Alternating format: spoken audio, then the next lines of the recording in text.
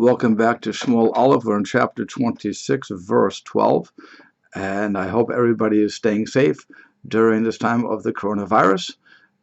God willing, with the merit of this class, it will be the end of this virus. Hashem will give us a quick refuah, a quick healing for this, and we will be able to go back to our normal lives. So here we are. David and Avishai are spying out the camp of Saul, who has been chasing him once again.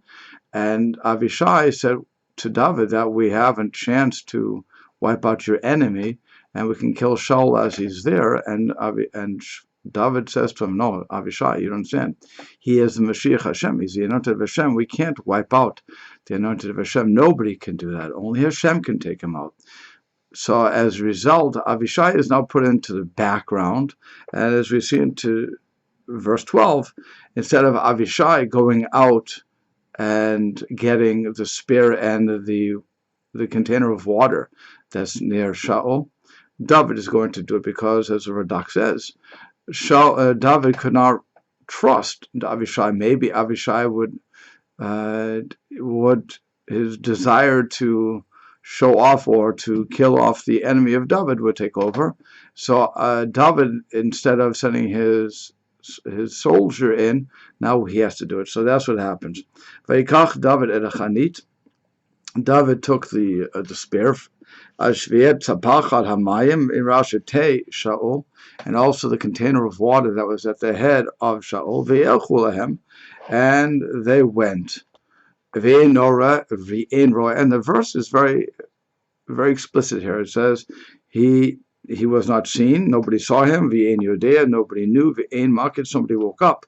You would think, as the Malbim says, you would think that somebody who was making noise, certainly in the whole camp, you have 3,000 people, that somebody would wake up to this. But no, nobody woke up. It was a miracle.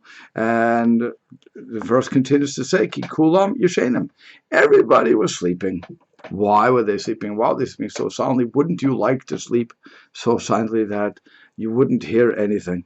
And so it says, Ki tardemat Hashem nafla aleihem. The reason they were sleeping so soundly was because Hashem caused a deep sleep to fall upon them. Now, if you think back to Adam and Chava in Genesis, so you'll see the same word is used for Adam, tardema, when he's taking out either the side or the rib. However he creates Chava, however God creates Eve, he puts Adam into a deep sleep, and the same word is tardema. So we see that if Adam could withstand such an operation, again, either of a rib, as some people want to argue, or as the entire side, because that says that Adam and Chava were two-sided, as it were, and that's why, by the way, just for poetic license, that's why we say we're searching for our other half. Okay, but anyway, a deep sleep fell upon him. Good. So now what happens? Next verse. David ha'aver. So now David crosses to the opposite side of where they were.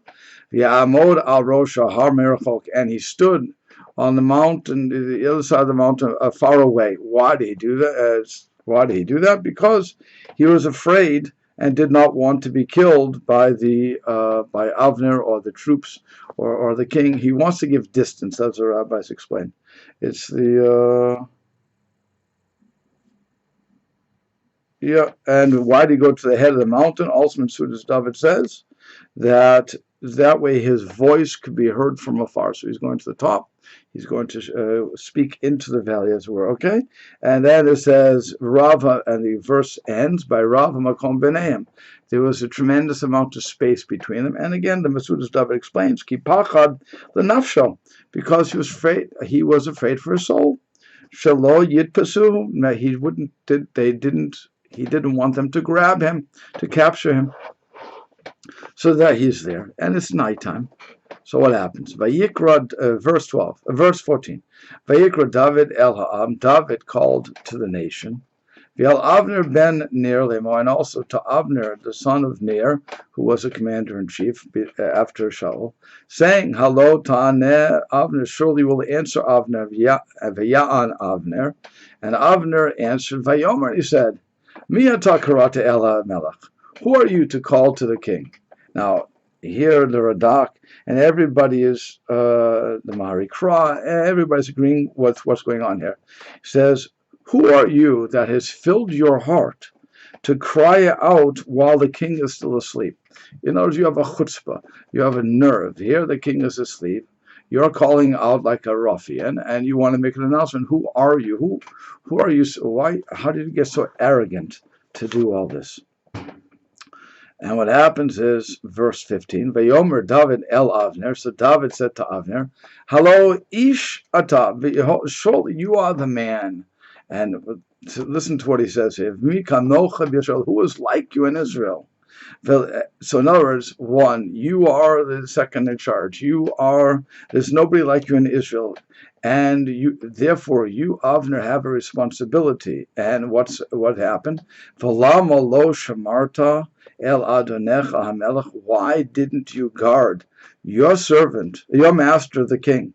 Kiva echad ha'am, that now one of the nation could come, lahashchid hamelech adonecha, and to kill the king, your master. So the Malbim says about this, why did he go at such length? Because he was saying to Avner, you're the one that has the chutzpah, you're the one that has the nerve. Number one, you are in charge. So really everything, the buck stops with you, as it were. You were supposed to guard the king from anything and everybody. And even if you wanted to go to sleep, so still it was up to you to appoint guards to make sure that nobody could penetrate the camp in order to kill the king. And you failed on both of those counts. What do you have to say for yourself? And then he continues in verse 16. He says, Lo tova davar hazeh asher asita. It's not good what this thing that you've done is not a good thing. Chai Hashem, as the Lord lives, ki b'nei mavet atem. Now here, those who understand Hebrew, you'll realize that atem is plural. And he's no longer talking specifically to Avner. He's showing respect for Avner. And he's saying in the plural, all of you, the entire camp, are obligated to die. Asher lo shamartem alav denechem, that you did not guard your master. Al Mashiach Hashem, and he emphasizes not just your master, but the Mashiach Hashem, the anointed of Hashem. You didn't protect him. V'yata, and now he wants to prove his point. He has to say to everybody, how do I know that you did not protect him?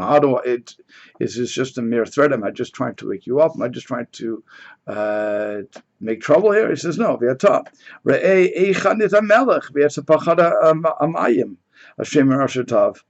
See, where is the spear of the king, and where is the container of water that was at his head? So here, what David is saying is that you didn't guard him, so much so, and I'll give you proof, because here I have in my hands the spear of the king, I have salachat of the water pitcher, the container of the king. You didn't do what you're supposed to do. Avner, what happened? I don't understand why you fell asleep on the job. And God willing, we'll continue this later. We'll see what the responses are and what Saul says. Thank you. I want to thank you for listening. Again, please, everybody, stay safe, stay inside, follow the rules that we're supposed to do. And then, God willing, this whole thing will end quickly in our days. Thank you.